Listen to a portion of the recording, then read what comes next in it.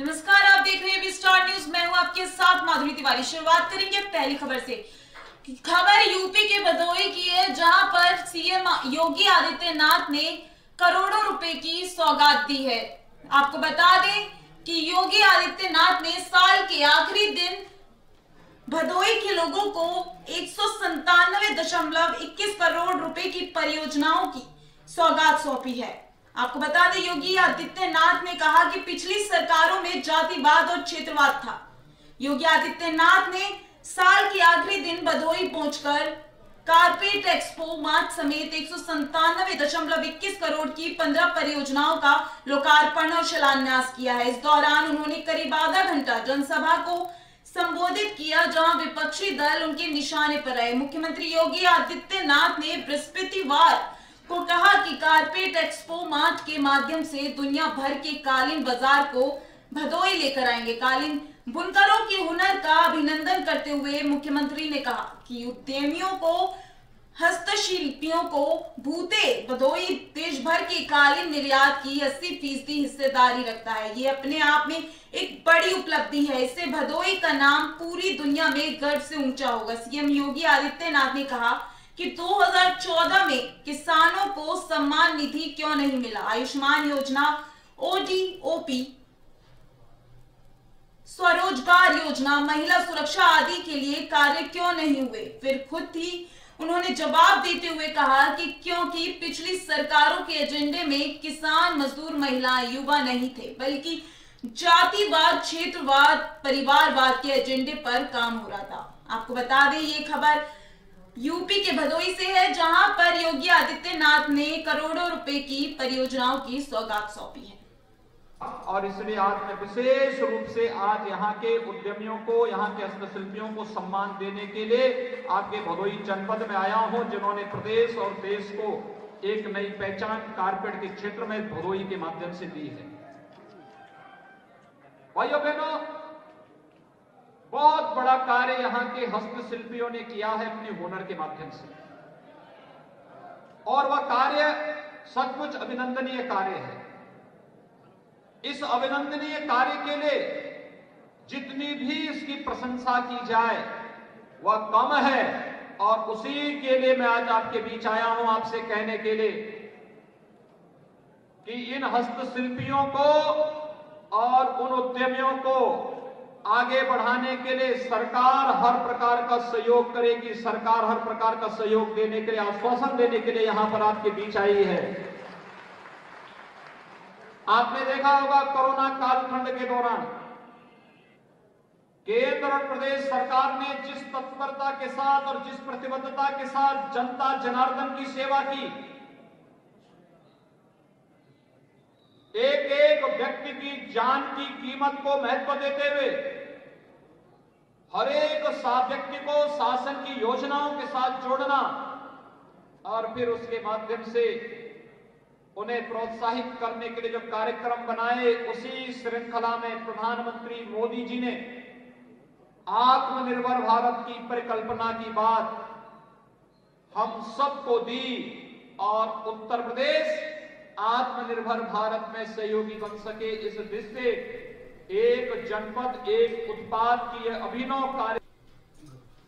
खबर यूपी के चंदौली से है, जहां पर पेड़ काटने के दौरान एक बड़ा हादसा हो गया। आपको बता दें कि पेड़ के नीचे दबने से एक की मौत हो गई और 2 लोग घायल हो गए। यूपी के चंदौली में पेड़ काटने के दौरान एक हादसा हुआ। उतरौता गांव में कुछ लोग पेड़ काट रहे थे, तभी अचानक पेड़ सीधे नीचे खड़े लोगों के ऊपर जा गिरा, जिससे पेड़ के नीचे दबने से एक व्यक्ति की मौके पर ही मौत हो गई, जबकि 2 लोग घायल होने की खबर आ रही है। परिजनों ने आनंद फानन में घायलों को जिला अस्पताल में भेज दिया, जिसमें से एक की हालत ज्यादा खराब होने से उसे तत्काल ट्रॉमा सेंटर भेज दिया गया है। पुलिस ने मामला दर्ज कर मृतक व्यक्ति के शव को पोस्टमार्टम के लिए भेज दिया है। मामला ये कि लिप्टस का पेड़ काटा जा रहा था, कोई काटा, लड़के को बुलाए खींचने के लिए, खींचने पेड़ उनके ऊपर आ गया, जिसमें एक लड़की की डेथ हो गई। लड़के क्या? हाँ। रेफर कितने लोग हुए हैं? 1 लोग ट्रॉमा सेंटर। कितने लोग घायल हुए हैं? घायल 2 लोग घायल हैं, 1 लोग डेथ हुआ है। जिसका डेथ हो उसका क्या नाम है?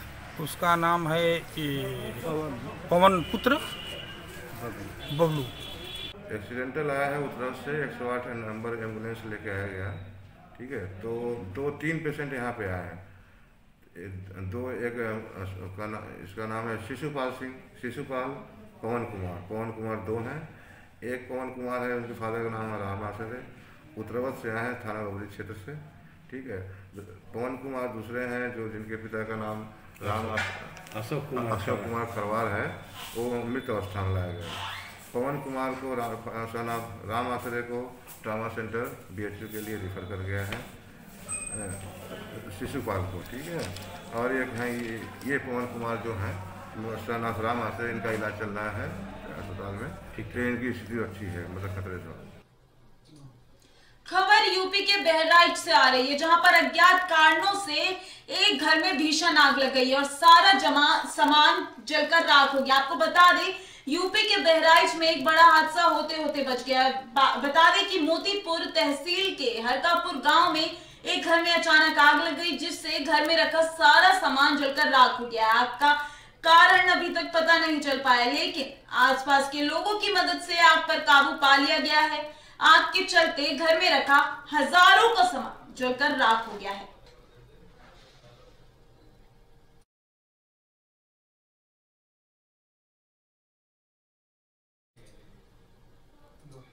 खबर यूपी के झांसी से है, जहां पर खाद्य वितरण के दौरान चोरी का मामला सामने आया। आपको बता दें कि कृषक सेवा समिति में हुई चोरी की घटना। यूपी के झांसी में कृषक सेवा समिति पर खाद्य वितरण के दौरान कुछ अज्ञात चोरों ने लाखों रुपए से भरे बैग पर हाथ साफ कर दिया है। कृषक सेवा समिति के बाबू निहाल सिंह यादव ने जानकारी देते हुए बताया कि 30 दिसंबर 2020 को वे कृषक सेवा समिति पर खाद्य वितरण कर रहे थे। खाद्य वितरण के दौरान किसानों की भयंकर भीड़ थी। इसी दौरान उनकी टेबल के पास खाद्य वितरण के पैसों से भरा बैग रखा था। तभी कोई अज्ञात चोर वहां से बैग चोरी करके चंपत हो गया, जिसकी शिकायत उन्होंने लिखित रूप से मोट थाने को दे दी। आपको बता दें, वहीं इसी पूरे मामले पर मोट पुलिस क्षेत्राधिकारी डॉक्टर प्रदीप कुमार ने जानकारी देते हुए बताया कि कृषक सेवा समिति द्वारा एक प्रार्थना पत्र दिया गया है कि खाद्य वितरण के दौरान पैसों से भरा बैग चोरी हुआ है। शिकायती पत्र के आधार पर जांच की जा रही है, जो कि तथ्य सामने आएंगे उनके आधार पर विधिक कार्रवाई की जाएगी। किसानों की भीड़ थी, हम खाद बांट रहे थे और यहाँ रैक में एक झोले में पैसा रखे थे बैग में, और यहाँ बांटते बांटते कोई हमारा जो है बैग उठा लेगा। हमने उसको देख नहीं पाया है।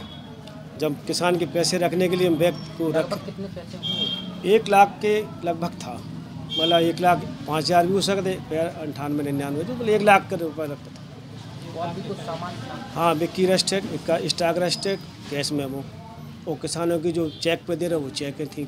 क्या कुछ पता चल पाया है? नहीं, अभी तक तो हमें कोई जानकारी नहीं हुई, लेकिन 5-6 लोग जो आसपास हमारे थे उनकी पुलिस ले गई है, रजिस्टर उसमें देखेगी। अब देखिए, आज मोट थाना क्षेत्र के अंतर्गत सचिव कृषक सेवा समिति द्वारा एक प्रार्थना पत्र दिया गया कि दौरान वितरण, जब खाद्य का वितरण किया जा रहा था तो उनके अकाउंटेंट वहां पर जब किसानों को खाद्य का वितरण कर रहे थे, वहीं पर एक बैग रख के उसमें जो है उनका अपना स्टॉक बुक वगैरह और पैसे वगैरह ये बताया गया उनके द्वारा कि रखे हुए थे, जिसको भीड़ भाड़ में किसी के द्वारा उठाकर ले जाया गया है। जिसकी जानकारी उन्हें जो है जब हुई तो उन्होंने थाने पे सूचित किया है।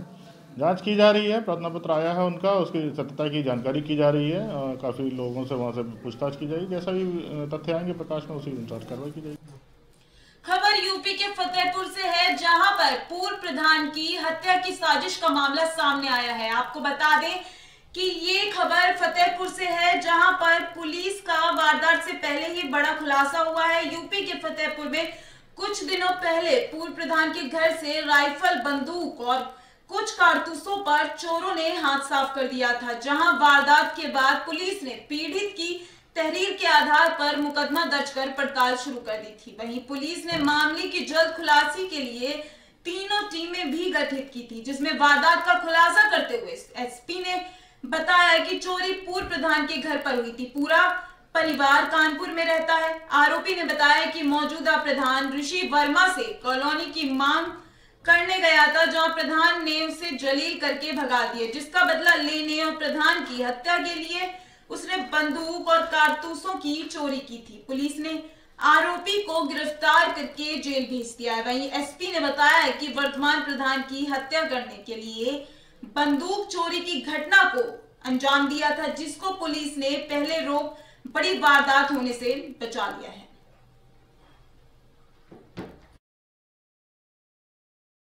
देखिए, चांदपुर थाना क्षेत्र में एक 22 तारीख को चोरी हुई थी, जिसमें कि एक DDBL बंदूक और एक .22 की राइफल ये चोरी हुई थी और करीब 25-26 के आसपास उन्होंने कारतूस बताए थे। इस संबंध में तत्काल प्रभाव से मुकदमा पंजीकृत किया गया, घटनास्थल का निरीक्षण किया गया और इसमें 3 टीमें लगाई गई थी और काफ़ी विश्लेषण के बाद, अथक मेहनत के बाद इसमें बड़ी सफलता मिली है, जिसमें कि गांव के ही जो पूर्व प्रधान है जिनके घर पे चोरी हुई थी, इनके यहाँ पर पहले एक लड़का था जो कि इनके यहाँ पे काम करता था और उसी के द्वारा ये चोरी की गई थी और इसके द्वारा जो ये पूरा वेपन था और जो कारतूस थे इनको एक कुएं में छुपा दिया गया था और इसको पूरा का पूरा 100% इसमें रिकवरी की गई है। दोनों बंदूकें और जिंदा कारतूस करीब 26 और 2 खोखा कारतूस बरामद किए गए। यूपी के मिर्जापुर में ठंड से गाय मर रही हैं। आपको बता दें कि ये मामला मिर्जापुर से सामने आया है, जहां पर ठंड से गाय मर रही है।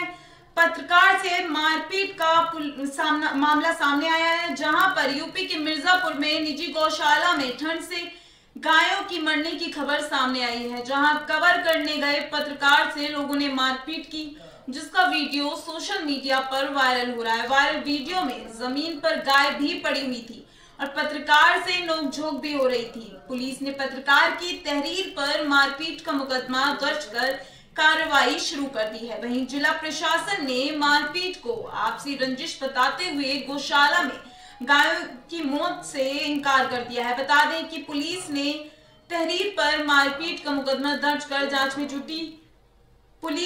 पुलिस का कहना है कि जांच के बाद कार्रवाई की जाएगी। वहीं वायरल वीडियो में ठंड से गायों की मौत के दावे पर जिला प्रशासन ने इसकी जांच उप जिलाधिकारी लालगंज को सौंप दी है। प्रशासन के मुताबिक जांच में मौके पर कोई भी गाय मरी हुई नहीं मिली है, ना ही गायों के फेंके जाने का कोई साक्ष्य मिला है।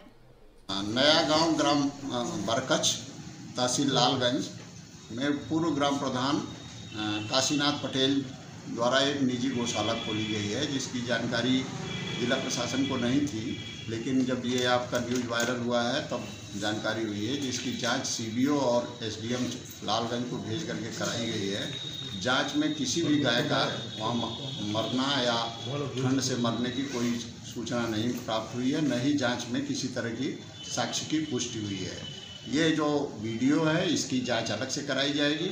अगर कोई दोषी पाया जाता है, संबंधित प्रधान जिन्होंने निजी स्तर पे गौशाला खोली। गांव बरकच थाना लालगंज में कल एक मारपीट और धक्का मुक्की की घटना सामने आई थी, जिसमें संतोष कुमार ने एक तहरीर दी है काशीनाथ पटेल और लालेश्वर प्रसाद के विरुद्ध। उनकी तहरीर के आधार पर मुकदमा अपराध संख्या 337/2020 धारा 323 5/5 SC/ST पंजीकृत किया गया है और CO लालगंज द्वारा इसकी विवेचना की जा रही है। विवेचना उपरांत जो चीज़ सामने निकल कर आई उनके आधार पर अग्रिम कार्रवाई की जाएगी। अगली खबर यूपी के बहराइच से आ रही है, जहां पर गन्ने की खेतों में भीषण आग लग गई है। आपको बता दें कि ये खबर बहराइच से आई है, जहां पर यूपी के बहराइच में बड़ा हादसा हो गया है। यहाँ एक गन्ने की खेत में अचानक भीषण आग लग गई है, जिस दौरान 2 एकड़ गन्ना जलकर राख हो गया है। गन्ने के खेत में आग लगने के बाद किसान का रो रो कर बुरा हाल है। फिलहाल आग लगने का कारण अभी पता नहीं चल पाया है। घटना फकरपुर के बुक्कापुर की बताई जा रही है। पुलिस ने मामला दर्ज कर जांच में जुट गई है।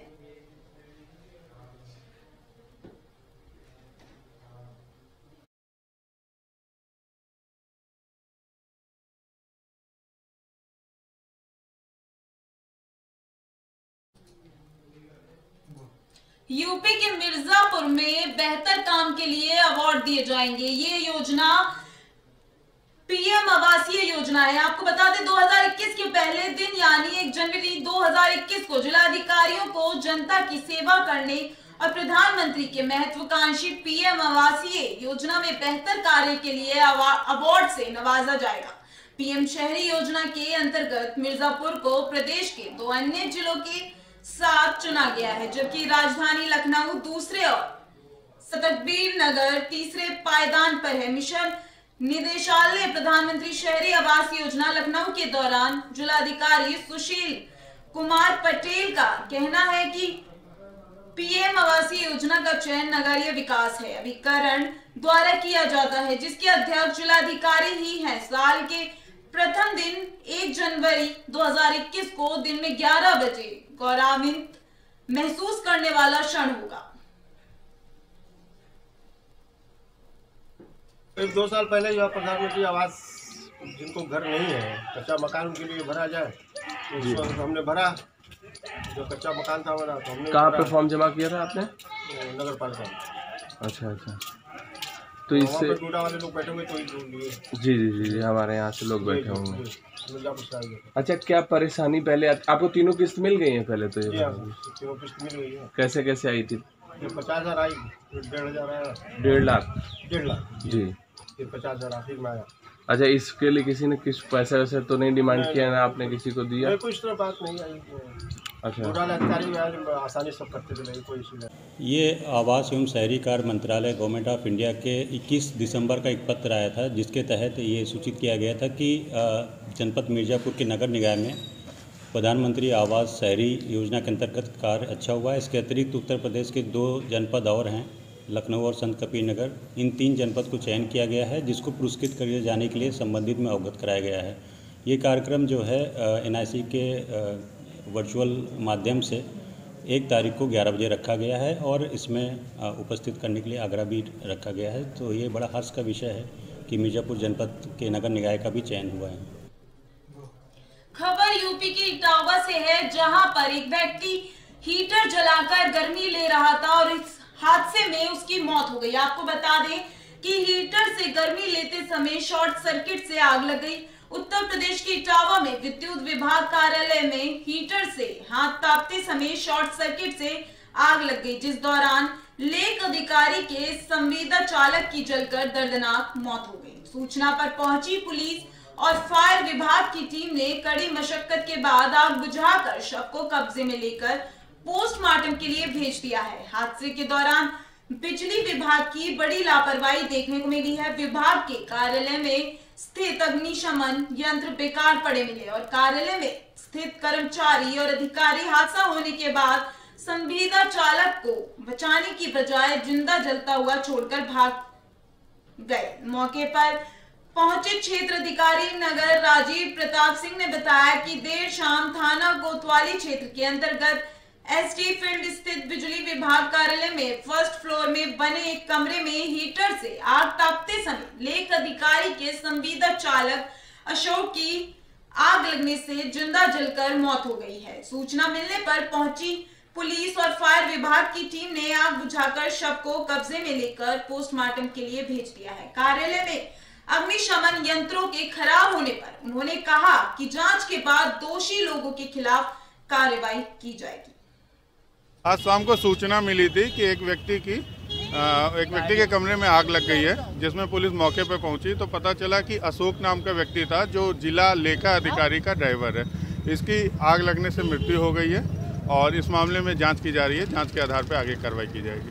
क्या प्रथम दृष्टया क्या कारण लग रहा है आग लगने का? इसमें जांच की जा रही है। जांच में जैसा भी परिणाम आएगा वैसी कार्रवाई। बताया जा रहा है कि शराब भी पिया था जिसकी मौत हुई है। उनके कमरे से बोतलें मिली हैं, अभी इस पर और जाँच होगी। ऐसा भी माना जा रहा था बचाने का भी प्रयास किया। इसमें जांच जो होगी उसमें सभी तथ्यों पर जांच होगी और सभी चीजें साफ हो जाएंगी। यूपी के बुलंदशहर में 10वीं क्लास के बच्चे की हत्या कर दी गई है। आपको बता दें कि ये मामला बुलंदशहर का है, जहां पर एक मामूली विवाद में 10वीं के छात्र ने अपनी साथी छात्र को गोली मारकर हत्या कर दी है। छात्र ने क्लासरूम में घटना को अंजाम दिया है। बताया जा रहा है कि दोनों ही छात्र नाबालिग हैं और आरोपी ने मामूली लड़ाई में अपने फौजी चाचा की लाइसेंस पिस्टल से घटना को अंजाम दिया है। फिलहाल पुलिस ने आरोपी को गिरफ्तार कर मृतक के शव को पोस्टमार्टम के लिए भेज दिया है और आगे की कार्रवाई शुरू कर दी है। थाना शिकारपुर में सूरजभान सरस्वती इंटर कॉलेज है, जहां कक्षा 10 के छात्र, जिसमें अभियुक्त की उम्र भी लगभग 14 साल है और जिस बच्चे को गोली लगी है उसकी मृत्यु हुई है, उसकी भी उम्र 14 साल है। बताया गया है कि कल क्लास में बैठने को लेकर दोनों के बीच में कुछ कहासुनी हुई थी। इसी बात को लेकर के अभियुक्त छात्र सनी, जो 14 वर्ष का है, अपने चाचा जो फौज में नौकरी करते हैं, घर आए हैं छुट्टी पे, उनकी लाइसेंसी पिस्टल रिवॉल्वर चुरा के लाया और क्लास में उसने दूसरे छात्र टार्जन को गोली मार दी। खबर यूपी के चंदौली से है, जहां पर धान न बिकने से किसान नाराज हो गया। आपको बता दें, खबर चंदौली से है, जहां पर हाईवे पर जाम कर प्रदर्शन किया जा रहा है। यूपी के चंदौली में सरकार द्वारा किसानों के धान विक्रय करने के लिए अधिकारियों को निर्देश जारी किए गए हैं। चंदौली को धान का कटोरा कहा जाता है। साथ ही सरकार द्वारा किसानों की आय बढ़ाने का दावा किया जाता है, लेकिन जमीनी स्तर पर किसानों की समस्याओं का निस्तारण नहीं हो पा रहा है। साथ ही किसानों की रात दिन मेहनत करने के बावजूद अपनी धान विक्रय नहीं हो पा रही है, जिससे धान खरीद न होने से नाराज किसानों ने प्रदर्शन किया है। किसानों ने एनएच पर धान फेंक कर अपना विरोध दर्ज किया। प्रदर्शन के दौरान किसान जिलाधिकारी को बुलाने पर अड़े हैं। किसानों ने एनएच जाम कर धान को जलाने का प्रयास किया है। किसानों का आरोप है कि बिचौलियों के माध्यम से धान खरीद की जा रही है और विरोध करने पर किसानों को प्रताड़ित किया जा रहा है। मौके पर मौजूद पुलिस ने किसी तरह फसल को जलाने से बचा लिया है। किसानों का कहना है कि बिचौलियों के माध्यम से किसानों को लूटा जा रहा है और सही दाम पर धान खरीद नहीं हो पा रही है। विरोध करने पर किसानों को प्रताड़ित किए जा रहे हैं। देखिए, वजह यह है कि वजह केवल यमुना का ही नहीं है। जितने विक्रय केंद्र खोले गए हैं, असना, तलाशपुर, जड़गावा, हर जगह कोई ना कोई समस्या लेकर के बिचौलियों के द्वारा ही धान खरीदा जा रहा है। किसान मजबूर है कटौती के लिए। अपना धान कटवा करके भी वो किसान कह नहीं पा रहा है कि हमारा धान कट गया है। उसको डर है कि मेरा पैसा लोग रोक देंगे। कोई ना कोई टेक्निकल मामला फंसा करके वो किसान परेशान हो जा रहा है। यहाँ जो क्रय केंद्र है चल रहा है, इस क्रय केंद्र में जो हमारे क्रय केंद्र के सिस्टम गड़बड़ हैं, इसको लेकर के आज मचवा ग्राम पंचायत अमड़ा के किसान धीरेन्द्र सिंह लगभग 25 दिनों से अपने बच्चे को भेज करके यहाँ नंबर लेने के लिए, आज तक उनको नंबर नहीं मिला। वह जो है आज मजबूर होकर अपने धान को ले आकर के हाईवे पर उन्होंने अपने धान को गिरा दिया है। मैं यहाँ पर आया हूँ, ये पता चला है कि किसान अपनी तौर को लेकर धरना प्रदर्शन कर रहे हैं। बाद में ये पता चला कि किसान से जो है वो उसकी ऑडियो क्लिप भी प्राप्त हुई है कि मिल पर जो है भेजने की बात और कटौती की बात की जा रही थी। खबर यूपी के सीतापुर की है, जहां एक भाई ने अपने ही भाई को गोली मारकर हत्या कर दी। आपको बता दें कि मामूली विवाद के चलते ये हत्या की गई है। यूपी के सीतापुर में सरवा जलालपुर के मजरा लौकीपुर गांव में पारिवारिक रंजिश के चलते चचेरे भाई ने भाई को गोली मारकर हत्या कर दी है। मामला सरवा जलालपुर के मजरा लौकीपुर का है, जहां भाई ने ही भाई की मामूली विवाद के चलते हत्या कर दी। मृतक के परिजनों के मुताबिक पुरानी रंजिश के चलते रमाकांत उमाकांत ने मिलकर चचेरे भाई कुलदीप को गोली मार दी। सूचना मिलते ही मौके पर पहुंची पुलिस ने मामला दर्ज कर कार्रवाई शुरू कर दी है। साथ ही आरोपी को हिरासत में ले लिया है। उसके चचेरे भाई ने अपने पिता की लाइसेंसी बंदूक से उससे गोली मार दी, बाद में जिसकी मौत हो गई। जानकारी करने पर पता लगा है कि दोनों चचेरे भाई थे और दोनों में कुछ किसी बात को लेकर झगड़ा हुआ। आवेश में आकर के रमाकांत ने अपने पिता की लाइसेंसी बंदूक से फायरिंग किया था। अगली खबर भी यूपी के सीतापुर की है, जहां पर सड़क हादसे में एक महिला की मौत हो गई। आपको बता दें कि यूपी के सीतापुर में गन्ने से भरे ट्रक की चपेट में आने से बाइक सवार महिला की दर्दनाक मौत हो गई है, जहां पर घटना सीसीटीवी कैमरे में कैद हो गई है। हादसा उस वक्त का हुआ है जब गन्ने से भरा ट्रक सड़क पर जा रहा था। उसी समय उसको ओवरटेक करने समय एक बाइक पर सवार महिला गिरकर ट्रक के नीचे आ गई, जिस दौरान महिला की दर्दनाक मौत हो गई। मिली जानकारी के अनुसार नहर कॉलोनी गेस्ट हाउस के पास गन्ने से भरे ट्रक की चपेट में आने से बाइक पर सवार 25 साल की मौत हो गई है, जबकि पति गंभीर रूप से घायल हो गया है। स्थानीय लोगों की मदद से घायल को अस्पताल में भर्ती कराया गया है। घटना की जानकारी मिलते ही मौके पर पुलिस पहुंची, जिसने ट्रक को कब्जे में ले लिया है और मृतक महिला के शव को पोस्टमार्टम के लिए भेज दिया है।